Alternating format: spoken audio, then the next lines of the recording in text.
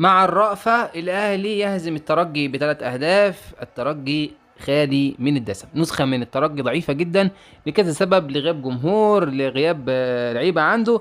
إنما الأهلي ضيع على نفسه نتيجة تاريخية تاريخية. كان ممكن أصلا الأهلي يعمل النهاردة حاجة ما حصلتش قبل كده، إنه يغلب مثلا الترجي 6-0 على أرضه. تخيل أنت هازم الترجي 6-0 على أرضه، دي حاجة كانت هتبقى تاريخية.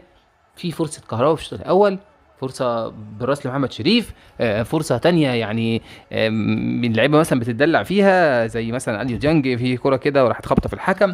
يعني في كذا حاجة كان ممكن النادي الأهلي يقدر يستغلها ويعمل بيها نتيجة تاريخية.